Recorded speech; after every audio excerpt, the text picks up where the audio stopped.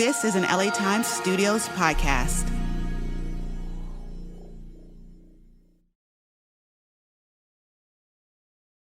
One of the things I was thinking about before our meeting this morning was I was looking for my first vision of Los Angeles when I was aware of this city for the first time.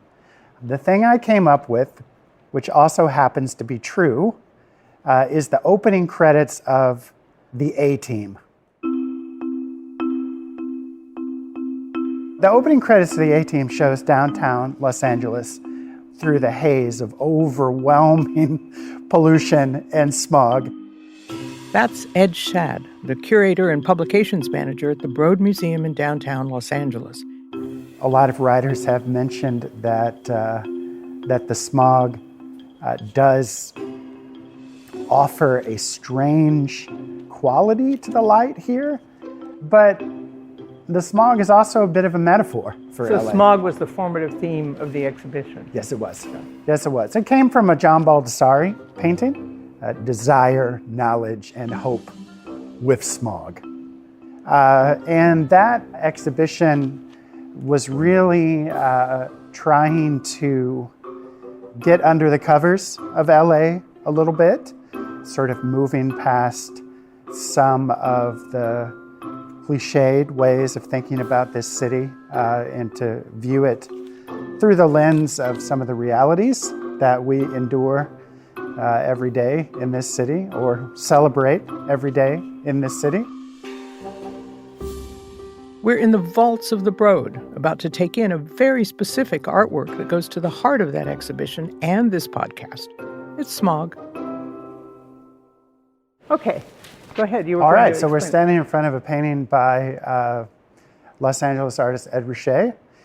This painting by Ed Ruscha says, "Honey, I twisted through more damn traffic to get here." And it's sort of, if I can describe it, like an ombre look, because you start with a darker blue at the top, and as you get closer to what I guess is the horizon, it gets lighter and lighter and kind of denser. It's true. It's a horizon. We're looking at a sky. And Ed Ruscha is really one of the great chroniclers of the sky in Los Angeles. Some of the paintings that people might know best by Ed Ruscha are the famous Hollywood sign set against a sky that could only be described as apocalyptic. Maybe something is burning, but things are certainly not going well. And that can appear in a lot of Ed Ruscha's work. And I find that the more I look at his work, the closer I feel to LA. If you lived in Southern California from the 1970s and 80s into well into the 90s, the smog was just part of your mental furniture, the landscape in front of your eyes and nose and inside your head. And like seeing the artworks in the Broad Museum Smog exhibition, it sometimes took another person's point of view to see it for what it really was. I love this Ed Ruscha painting because that sums it up for me. I twisted through more damn traffic to get here. That is part of, but doesn't fully extinguish, the fact that this is a beautiful sky that's written against. And the subtext here is, and here had damn well better be worth it. Exactly. And sometimes it's worth it, and sometimes it's harder to feel like it's worth it. but often it is worth it. They're drinking the water and breathing. I'm Pat Morrison, and you've crossed the border into Smoglandia. During one of the most severe windstorms Southern California experienced in more than a decade, the Palisades and Eaton fires ignited, leaving heartbreaking losses in our communities. Now, as we build back, we're building stronger, cleaner, and more resilient. In communities most vulnerable to dangerous weather conditions and wildfires, Southern California Edison is placing power lines underground, hardening the electric system by installing wires with protective coating, and adding advanced technology to help keep communities safe. So when Southern California faces the next storm, the next most severe event, we'll be ready. Learn more at SCE.com/disaster recovery. And if you were impacted by the Eaton fire, you may qualify for direct compensation through Southern California Edison's Wildfire Recovery Compensation Program. File your claim directly with no legal fees, no litigation, and receive payment in months, not years. To file and learn more, visit SCE.com/direct-claims. I'm Jesse Alejandro Cottrell. And I'm Emily Dreyfus, and this is Pacific Standard Time. We have stories from all over the state of California, all the big battles that are happening here. Prop 50, housing affordability, tech, and immigration. And we're really excited to bring you the stories about how California is dealing with what it means to be alive in 2025. Subscribe to Pacific Standard Time, a new weekly show from the San Francisco Standard. We'll have new episodes every Wednesday starting November 19th, wherever you get your podcasts. In the last episode, I mentioned the Queen of Green. That's the nickname that was bestowed upon Mary Nichols. She spent more than 15 years as head of California's Air Resources Board, CARB, serving Democratic and Republican governors, and when she wasn't there, she served 4 years as an assistant administrator at President Bill Clinton's EPA. She and Smog didn't meet until she was in her mid-20s on a visit to California during a break from Yale Law School. I drove across country with a classmate who was coming out west to visit his girlfriend and was looking for somebody to ride along. And I had some free time and decided I'd like to see California. So, could you see it? Well, we saw a lot of California because we started in Northern California. But when we hit L.A., we first saw the wall of smog. It was late afternoon, and the smog was blanketing the basin, and it was a very strange orange color, and it was appalling.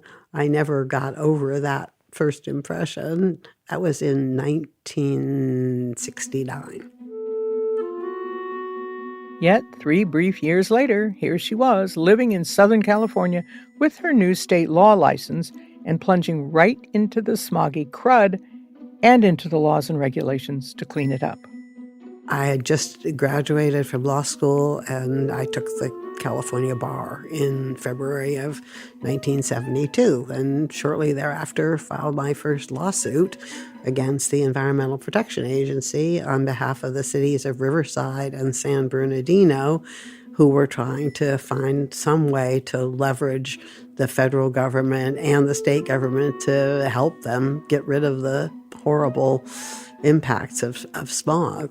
Damaging the orange trees. They were hurting tourism. They were a joke on national television. It was, the air pollution situation was pretty bad. At the same moment that young Mary Nichols takes up residence here in our wretched air, California gets a partner in the federal government. The new Environmental Protection Agency was bringing its new authority to protect water, wildlife, habitat, and, of course, the air, and sometimes to partner with the Golden State in its work.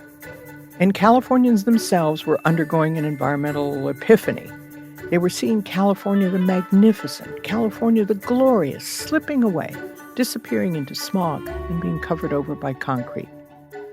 The catastrophic offshore oil spill in Santa Barbara in 1969 killed thousands of seabirds and marine mammals, and the nauseating images turned people's stomachs and changed their minds.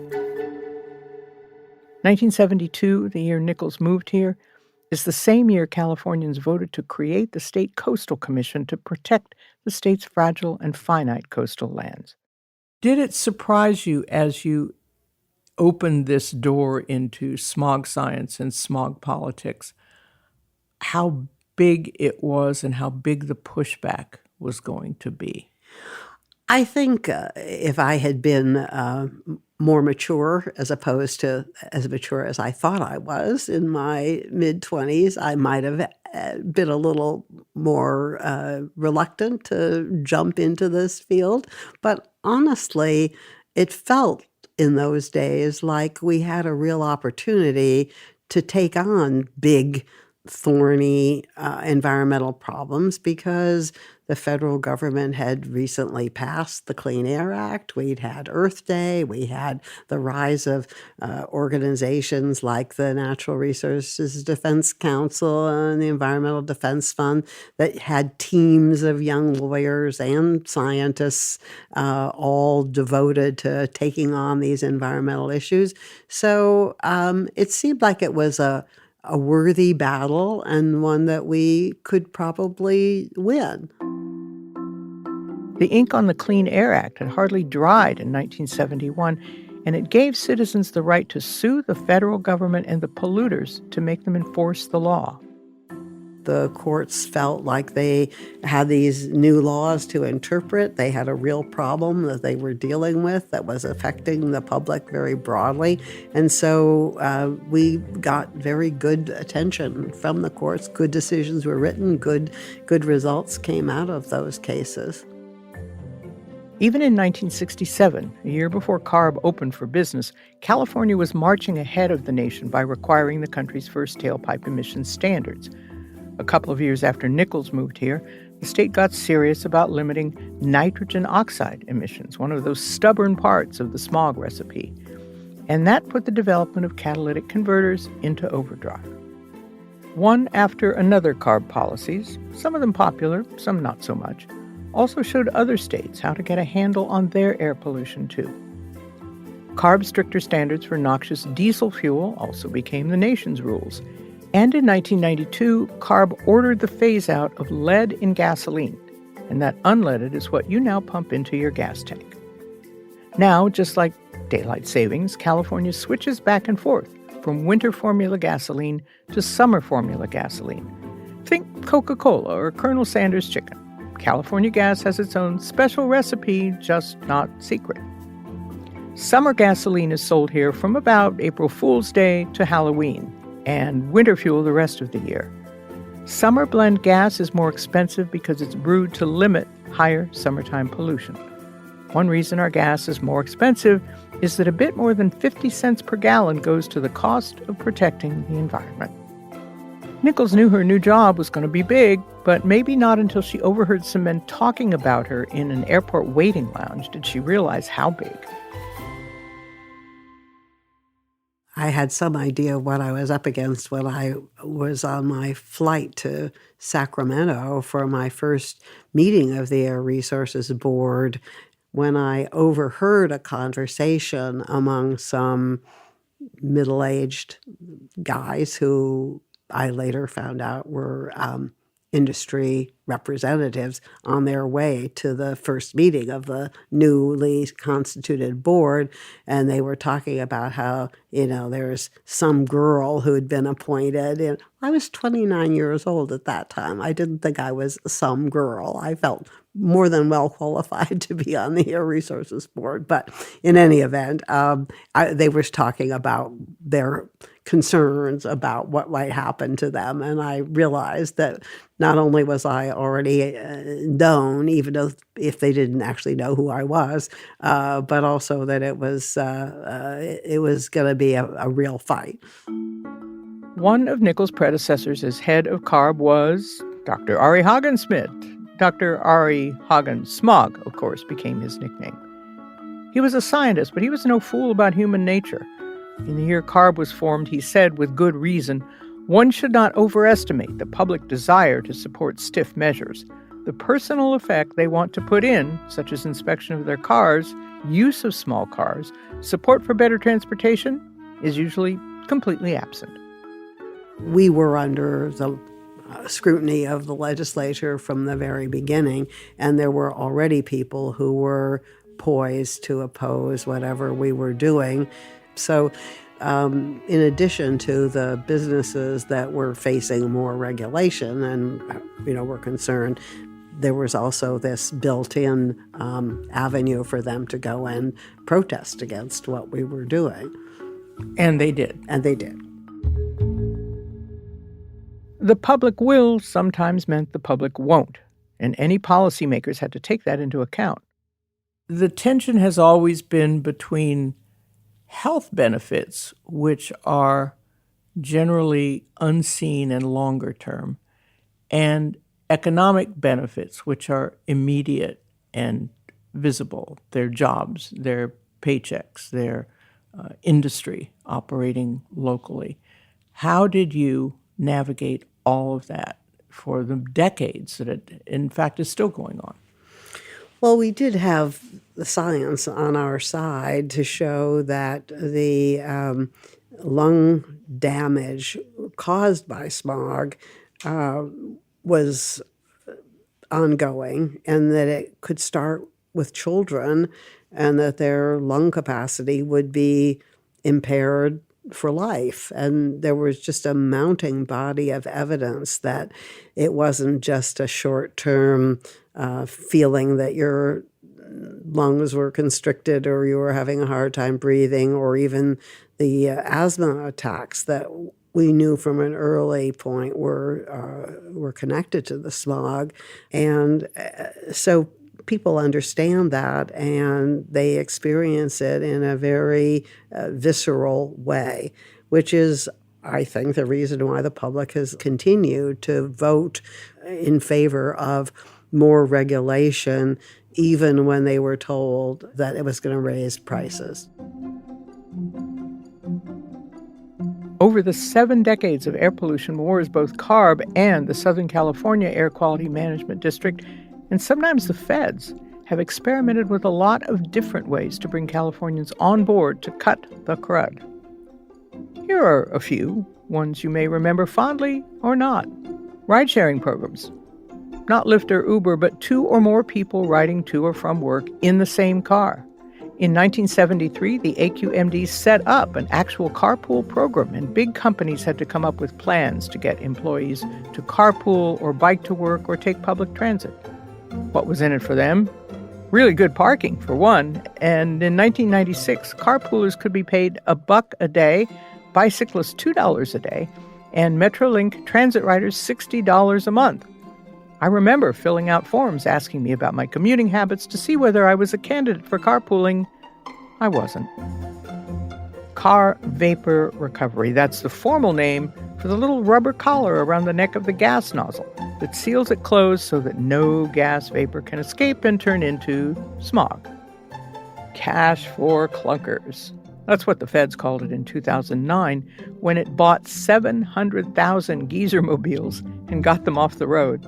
Something under 10% of all the cars on the road were creating a big share of the smog. The program is still around, but with a smaller payout since the Fed's Clean Vehicle Tax Credit just closed up shop. And, the diamond lanes.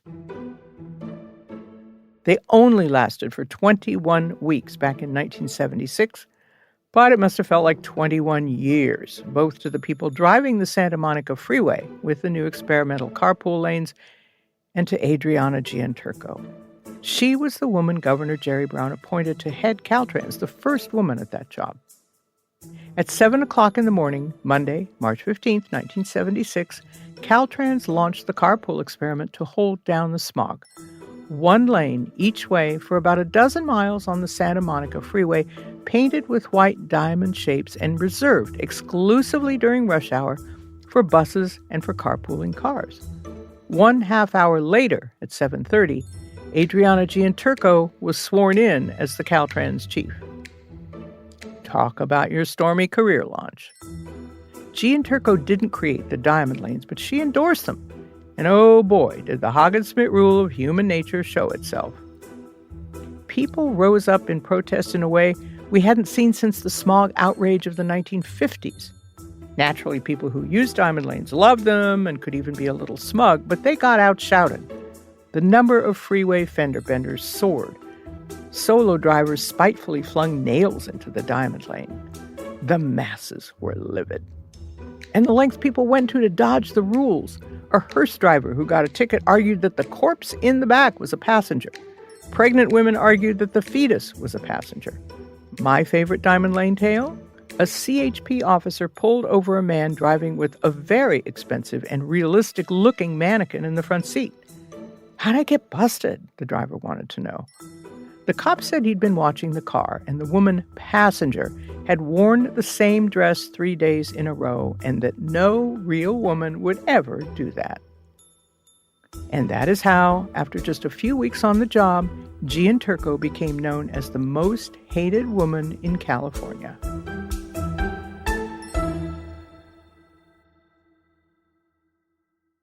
The diamond lanes didn't get people onto buses, and they didn't get people out of their cars.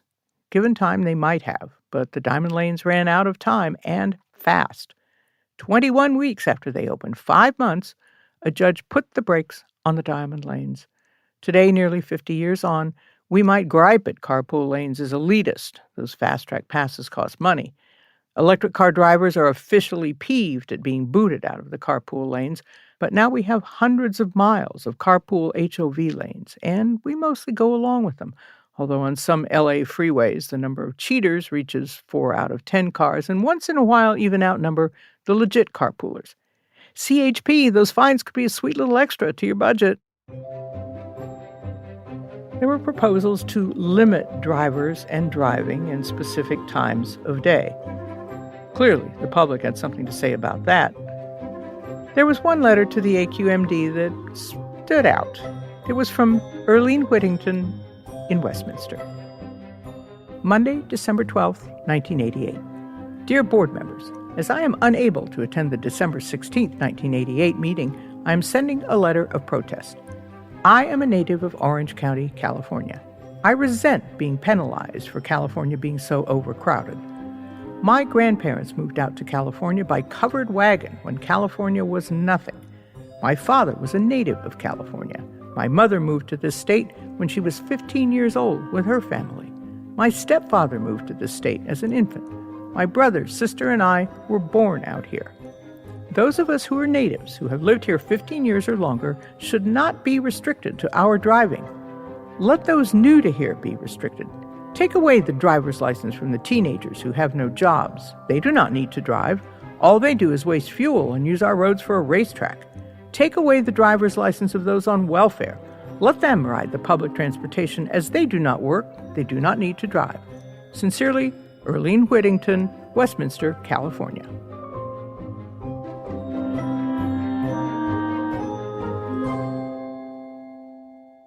But almost no CARB smog control measure has lasted as long or gotten as much grief as the smog check. Of course, you know, at the sign with the sky blue background and the big check mark, Californians came up with a new verb for it, getting smogged. Here's Mary Nichols again. Smog check was one of the toughest things I ever worked on because it was going to affect everybody who owned a car, and I was going to have to take it in and get it smogged, as they would call it, or smog checked, where the legislature really did not want to face what they assumed would be a big public backlash from a program like that. That was the Hagen-Smith rule again. The more burden on the individual driver, the more resistance. And this was burdensome. Time, money, and then maybe more money. Well, the first step is just having to take the time off to go to some inspection station in the beginning and pay to get it inspected. And then there was what would happen if you failed. Smog checking wasn't one single law or rule, but a rolling snowball of them. From the smog check real launch in 1984, the state added ways to help poor people's cars meet the rules, to let some classic older cars off the hook, and mostly made sure that cars ran clean, or it got old, dirty cars off the roads by the hundreds of thousands. The reason why I have a particular allergic reaction when you mention smog check is because not only was this very, very tough to get through the legislature, but when I was at the EPA later and trying to get California to toughen up the program under what was then the new Clean Air Act of 1990, I had to come out to California to try to negotiate to get a stronger bill on behalf of the federal government, U.S. EPA, going up against the state of California, which was completely resistant to doing that. And so I was sent out to try to somehow solve this problem. Oh, the California girl gets to go back into the jaws of the beast. Yeah, exactly.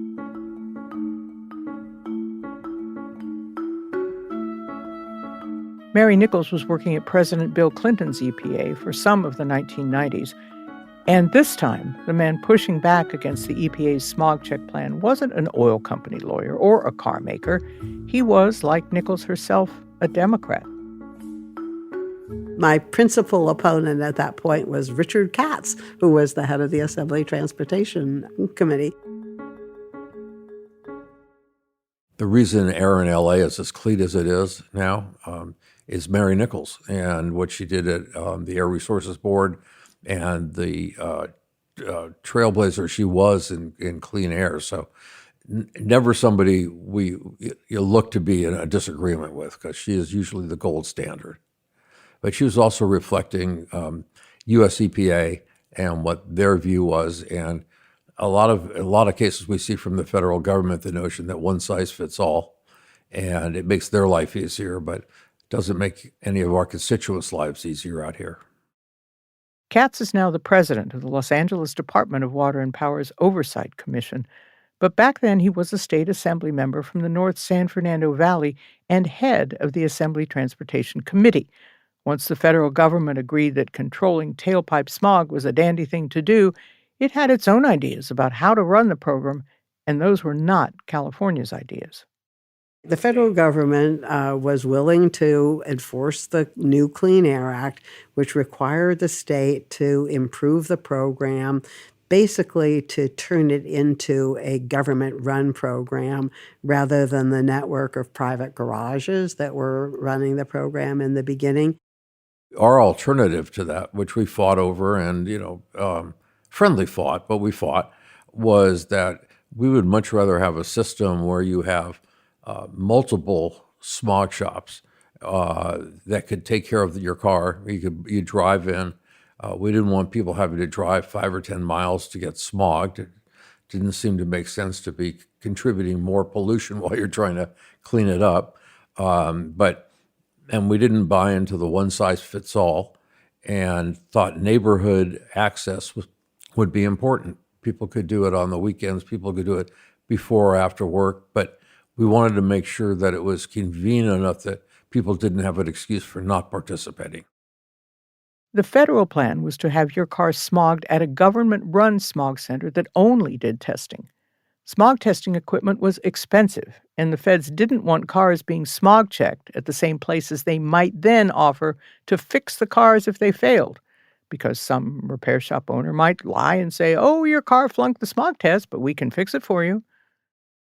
We wanted to make sure that bad actors couldn't get away with ripping off consumers, and that was a big part of it, because for the consumer's confidence as well, and because we wanted the program to work. So the folks that were responsible for that stepped up enforcement. They would run cars through there to test people, and they would find people or cite people who were violating the law. Like undercover operations, to try and, weed out the bad apples, but which was an important part of it, because people had to have confidence, one, that if I take my car in, they're going to do a legitimate job on the smog check, and second, I'm not going to get ripped off for things that weren't broken before I pulled in. But there wouldn't be nearly as many government-run smog check places as there were corner service stations. And for Katz, that sounded inconvenient. And every extra mile or minute it took to get your car smog certified meant another excuse not to get it done. And it would take work away from thousands of privately owned California service stations. We're very concerned about the impact, particularly on working folks. D.C. and Sacramento crafted a compromise. California could use private repair shops for smog checks, but the requirements for passing got stricter, especially for older, dirtier clunkers, and a lot of muscle to go after cheaters. The state did not mess around. It was on to bogus smog certificates like the Treasury Department on bogus $100 bills. A Whaddya man was sentenced to prison for 4 years for falsifying smog certificates. In 1991, a Fontana smog station owner was arrested for allegedly awarding phony smog certificates to cars he'd never even inspected. The next year, a months-long sting operation indicted 32 mechanics and auto repair shop owners who had allegedly sold nearly 100,000 bogus smog certificates at $50 or $60 each, about twice the cost of the real thing back then. And just last year, the federal government indicted a dozen Californians who'd allegedly been using and selling a smog check cheating device called the Obdinator to get around the actual smog standards. The price of the real thing costs about $70 more for different kinds of vehicles, but watch for coupon specials. The idea that California is unique and very full of itself is certainly embedded in the culture of Washington, D.C., and it rises up from time to time in a way that can actually hurt California's ability to move forward. But the fact that we have the ability as a state to set our own more stringent motor vehicle standards is because California held out against the very original Clean Air Act in 1970, where the auto industry only went along with the bill because they thought they could preempt any kind of action by states or local governments. California withheld its vote until there was a guarantee that the state could continue to enforce its own stricter regulations.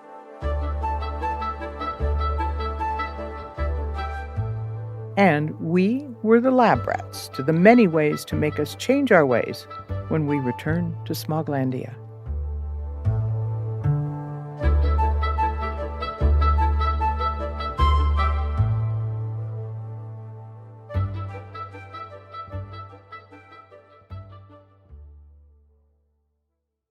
Celebrate the 101 Best Restaurants in LA at this year's launch party December 9th at the Hollywood Palladium, presented by Open Table and Square.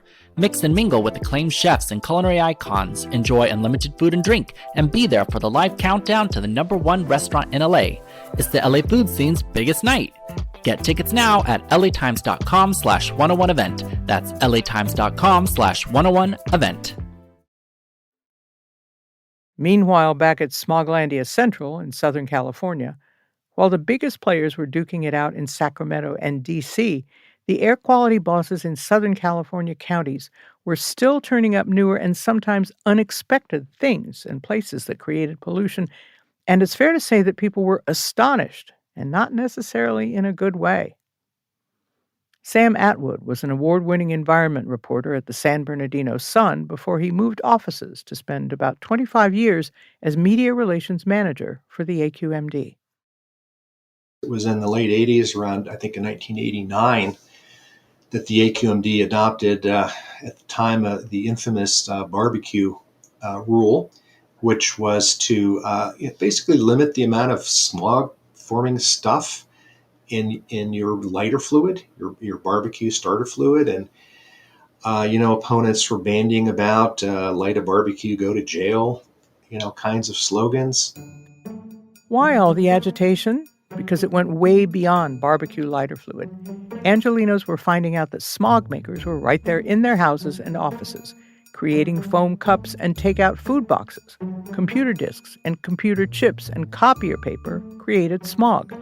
So did dry cleaners, almost every kind of paint, deodorants, breweries, and commercial bakeries. That enticing aroma that makes you break your pledge about carbs also contains huge helpings of ethanol, which was like instant smog. Things like paints and barbecue starter fluid, they contain volatile organic compounds which cause smog, form smog. And the AQMD said to the manufacturers, you need to reformulate. And the manufacturers said, we can't do it. It's going to cost more money. They're not going to perform as well. We're taking you to court, which they did. We won, I think, most of the cases. And, people today go to their Lowe's or their Home Depot and they buy a paint that has, very low polluting ingredients. In some cases, zero. So it's a great thing. It's a great thing that AQMD and in some cases the state has done to require cleaner paints, cleaner barbecue starter fluid, and other kinds of consumer products that are less toxic to us, personally when we use them, and they're less toxic to the environment and to the millions of people who live in Southern California. At about the same time these new rules were in the works, Lee Torgerson was composing a letter to Suzanne Reed, the Special Projects Coordinator for the AQMD. Here's how it began. Dear Miss Reed, I'm a recent college graduate who's very concerned about environmental issues. I grew up in Los Angeles, went to San Diego for college, and have recently returned to Los Angeles, where I expect to live for some time. While living in San Diego, I got used to consistently good air, and I'm now appalled at the air people in Los Angeles deal with on a daily basis. Something needs to be done about poor air quality. That was my opening paragraph. Torgerson isn't some random podium thumper. On his business card, he has the fantastic title of Space Communications Architect at the Jet Propulsion Laboratory, basically trying to craft an interplanetary internet to connect robotic missions and future lunar expeditions. And by one of those happenstances in L.A., he's also the nephew of an L.A. Times mentor of mine, Dial Torgerson, a foreign correspondent murdered on the job in Central America. As a college class project, Lee Torgerson studied how the AQMD was underestimating air pollution by 10 or 15%. And then, of course, that letter. When I got back to California after having lived in Pensacola, Florida for the previous 3 or 4 years, I could see that the smog was better, but we still needed a lot of work on smog control. And the AQMD came out with a public commentary period for the 1988 revision to the air quality management program. The 3 recommendations that I made in my letter, one was to have some better education. We needed to warn them that the plan looked great, what they were doing, but people weren't going to accept it unless they had more education on why they have to bear this additional burden of cost. The second thing I specifically mentioned was the aerosol cans, solvents, that they need to bring that out because you need to teach people not to use these industrial solvents and just spill them on the ground.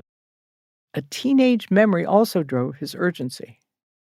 When I had a high school job at a metal reclamation company across the street from Lockheed in Burbank, they had us dipping our hands into open 55-gallon oil drums full of trichloroethane and methylethyl ketone solvents to dissolve rubber parts off of metal parts. And so I worked about 2 hours at that. My hands got totally dry. And there's no gloves.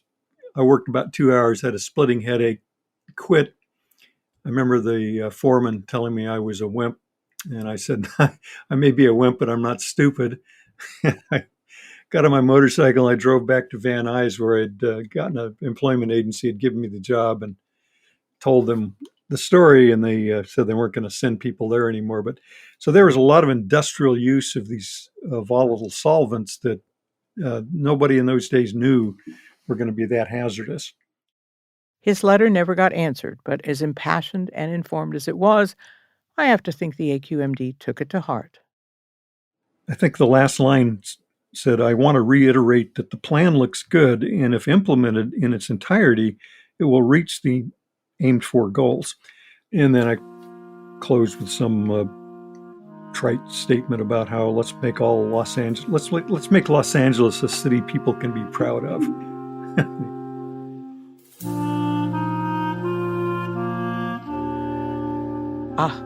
Another story of life in Smoglandia. Next time, 70 years of doing battle with the smog monster. Could it all be undone by the man in the White House? And the original electric car race, a cross-country competition, VW Bus versus Chevy Corvair, the nerds of MIT versus the nerds of Caltech. Powered not by chili, but by chutzpah.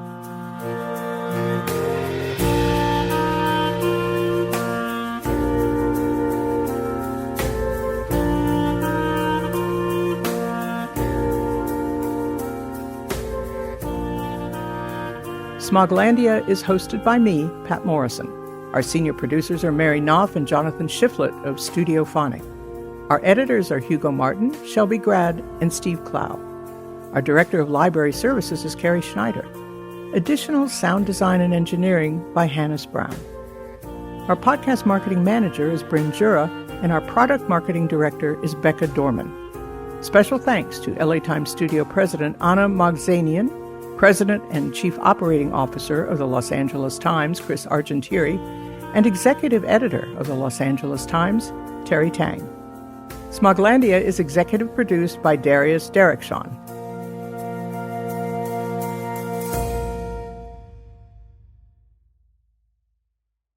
Who's abducting 100,000 children in China each year? And how was a cult where paedophilia, murder and torture were commonplace allowed to operate in Chile for nearly 4 decades? At True Crime Reports, a new video podcast from Al Jazeera, we'll investigate these stories from the Global South and beyond. True crimes that often haven't reached the headlines in the West. I'm Hala Mohieddin. In each episode, we'll take you to a different country. You'll hear from experts and first-hand accounts from those right at the heart of these stories. True Crime Reports. Find us under Al Jazeera's YouTube channel podcast tab and wherever you get your podcasts.